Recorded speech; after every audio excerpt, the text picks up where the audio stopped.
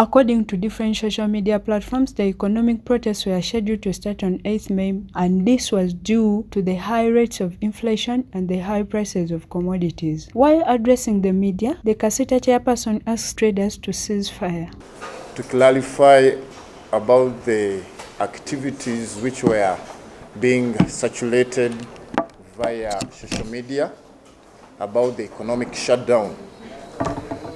After analyzing with our team, we thought the organizers, it was a very bad timing, because the issues which are being raised about the escalating commodity prices and the economic situation in the country, as KACITA, we made several recommendations to the government, and the Ministry of Finance established a special committee where I'm representing the business community, where we decided to engage and make several benchmarking measures to see how they can mitigate the escalating prices.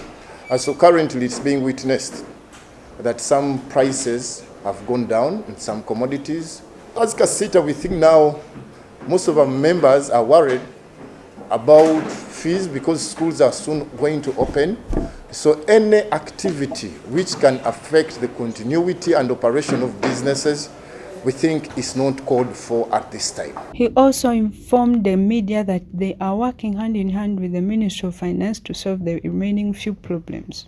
We're having just some few challenges. We are working with the Ministry of Trade, mainly to handle the escalating price of rice on the market, and so that we can see how can we control the inflation. Some of the recommendations KACITA made, it was to make sure that the government can reduce the cost of doing business in the country, because it was having a direct impact on the commodity pricing.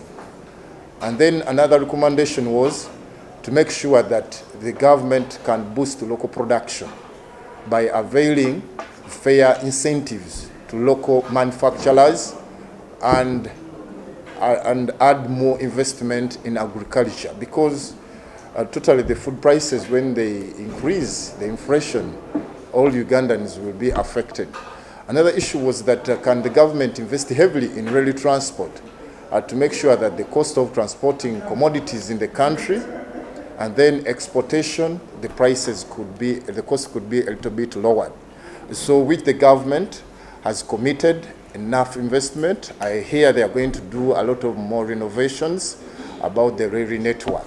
Mr. Msoke also tasked the government and Ugandans alike to come solve the issue of railway transport, since it is the cheapest means of transport. But even we haven't stopped as KACITA, we still emphasize that the government should urgently handle the issue of railway transport, so that it's the cheapest railway transport. And then as Ugandans, we need to fully utilize the water transport. It's cheaper. It can ease transportation of goods in the country and then exportation. He also gave an insight on 200 billion shillings that were given to traders as recovery fund by the government. Requested the government to make sure that they ease the process of access to funds. You find that when we are engaging Ministry of Finance, they allocated over 200 billions for business recovery, SME recovery. And then access to this fund has been a little bit more complicated, where the requirements are so many and most of our members have failed to access this fund. So after several petitions from the business community, we decided to partner with Bank of Uganda to carry out sensitization drive. And then so that we can enable Bank of Uganda get feedback and modify the measures through which any Ugandan can access the recovery fund. KACITA is a business support association in Uganda established and registered in 2001. However, it was re-registered in 2009 with its main aim to facilitate trade, bring together the business community and mobilize them into a viable, organized and social sustainable marketplace. Alan Gamol, Jacqueline Namuli, live at 8.